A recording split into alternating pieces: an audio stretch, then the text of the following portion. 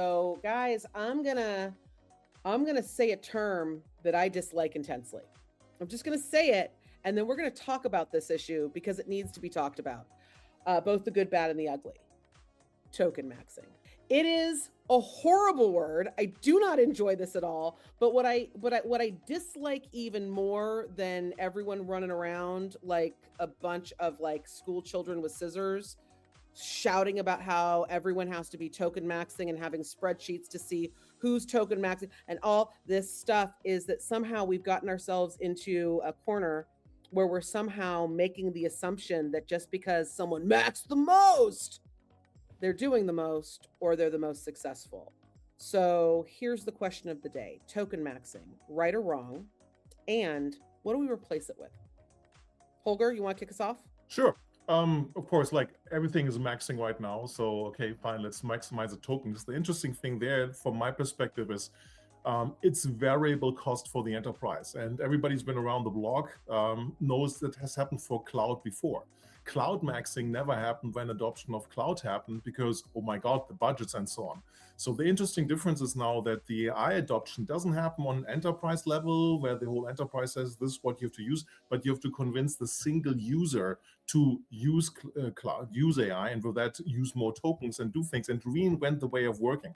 And it's good to see from my perspective, I would call it even the democratization of business automation, in the sense that it's up to the individual user, having the back covered by all the way to the CFO, to find new ways of working using AI, and don't have to worry about how much does it cost me, will I be able to do this, I have to do a change request to IT, I have to go to a big implementation project and so on. So it's up to me, and I don't have to worry how much it is, as long as I can justify I tried this, maybe I failed, that's great, fail fast, learn from it, right? Old startup moniker or best practice. Or I did something new, and this is something we should adopt in general and worked fantastically. So Mike, I think it's a great democratization. Mike, are you maxing? Mike, are you going to go token max right now? Go. I'm ready. You know, I think it's really easy to dismiss because I think everyone goes for the headlines, and you want to just say, hey, token maxing, people are cheating the system. But, you know, to a certain extent, I think this is all around how do you actually create that shift? We're not just talking about a measurement. We're talking about shared values. We're talking about skills. We're talking about style of a company. And, you know, for me, while broad usage is not interesting, you know, I believe in the hero, right? You know, those guys, they're the ones that you want to unleash. It's like Google saying, I want 10% of your time on your projects. And what's interesting, those heroes, actually, you give them latitude. The fast followers who actually have some pressure to use tokens, they say, well, how did you do that? And then frankly, the laggards, frankly, start to feel a little uncomfortable. And yes, they're going to say, hey, we're just token maxing. But I think it all gets back to when executives that we see get religion, they put their hands on it. And all of a sudden, the art of the possible just opens up, and they know how much of a difference it makes. And so to me, this is about unleashing your heroes, giving them some latitude, which then starts creating that shift in the organization, style, shared values. But the measurement, it needs to be more nuanced. We'll get into that though. It doesn't feel like that's happening though. I've got to be honest, because I think that yes, there are the headlines that talk about token maxing, and we can go on and on about how ridiculous that is in and of itself. But there is this growing conversation that I think is splitting what you both are talking about, which is being able to unleash the hero and being able to empower folks to not sit there and be like, can I please have another token? And, you know, there's this kind of weird switch right now where you've got organizations that want to lock it down and treat it like it's candy and only give it to people when they want it. But then you've got this weird culture that's growing where the mindset is, if we're maxing, if we're doing everything to the extreme and AI, like all of that is not necessarily creating a business goal or a rigor.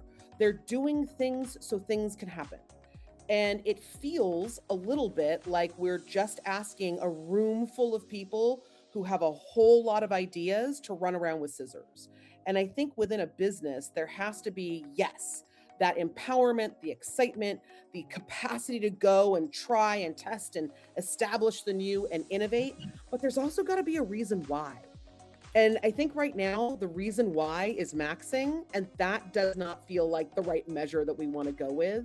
That, you know, there needs to be an individual in the room that has a whistle and says, kids, maxing is cute, but now we've got to max for a reason.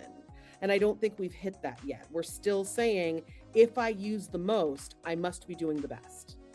Well, if I could, I just respond two ways. One is from the bottoms up and the hero side. And I think that's important because when you think about the bottoms up, you do need to couple that with shared values. And this is where the manager who's really trying to monitor is not letting the guy who's just burning tokens of the weekend by having a whole world running in the cycle. They've got to be holding their organization's feet to the fire. And there's going to be experimentation. And yes, that's the intent. But I think shared values has to come with that. But I do think the top down is where you're starting to get to as well. And what we've seen is we had 120 CEOs and board members at our, Constellation Fast Forward event.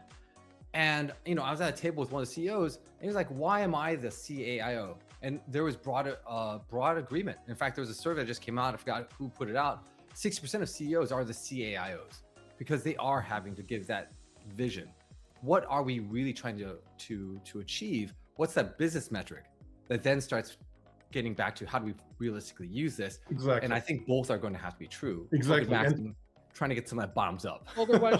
And then technology adoption by business users needs to go through the thought process. What's the value for my work? What's the value for my enterprise? How do I create value with this? And it's implicitly there.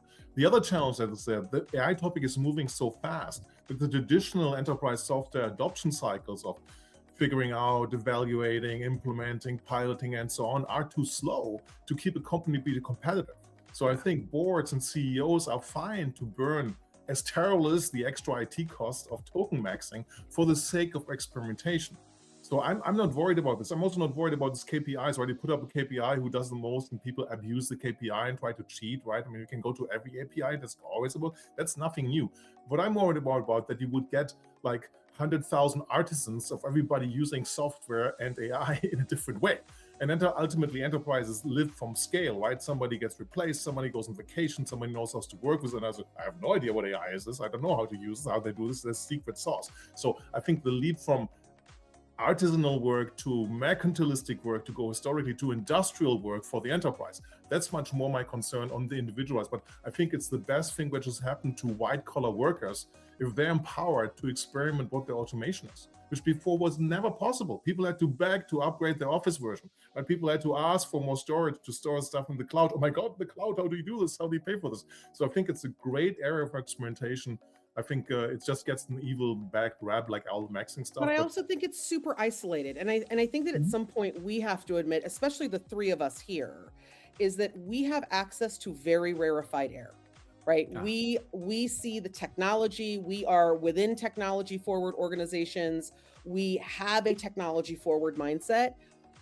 I worry about those organizations that are fighting to keep up, and that AI could really put them on that superhighway to not just keep up, but potentially move forward, to be beyond, these are the organizations that are still coming to conferences and still coming to people like the three of us and saying, I'm still trying to figure out how to get on the cloud. Like, there are organizations like that. We cannot forget that they still exist. And I think that AI practically can actually be a huge leap forward for Absolutely. them. But if what they're feeling is a pressure to max, I got to hire people that want to token max. I got to, if they think that this is some type of label that if they tick it off, then all the good things happen, we're going to end up farther behind in that leadership mindset that says experimentation is possible, experimentation is good, and creativity, thanks to tokens and creativity with AI, got us into a mess. And that's what I worry about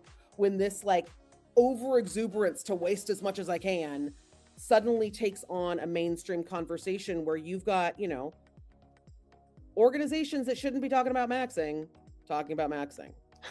Well, but I think you're right. That's the beginning of the downfall. Yeah, you're absolutely right. So a company which is not in the cloud, right? So this is the ironic thing which AI changes. Let me get off token maxing for a second, is that the sins of the past where you missed technology advance, like moving to the cloud, right? 10 years ago, CIOs were laughing about their colleague in the cloud where there was just leak and so on. All of a sudden, the technological debt which your decisions in the past have accumulated leads to a situation where you're not viable and you don't make it as a company. And that creates the panic to listen to all the buzzwords, and there's way too many buzzwords in the sky, and a panic-like adoption to it, which will even accelerate the downfall. But Mike, What was your take? Well, no, I was just going to agree with Liz. I mean, I think this all gets back down to a single metric is not going to buy it, not going to get us very far. You have to couple that, how do you get to those shared values? How do you get to that way where you have the evaluation at your different levels of what are you doing with it? Right. In fact, Liz, you start off the question, which is how should we measure this? Is there a measure that works? Unfortunately, that's going to be for another debate, Mike, because we do have a limitation on time and this cannot go on forever. Here is my one ask for everyone, though. If we're going to come up with a new buzzword and if we're going to come up with a new measurement, it should not sound like the end of the word ends with the word dude or bro. Tokenmaxxing, dude. I do not like it. Anyway, thanks so much. Hey, Holger, Mike, thanks for being here. I think it's a great discussion. Please, everyone watching, make sure that you're having this discussion within your organization so that you're bringing both the culture and you're bringing the common to this conversation. We'll see you next time.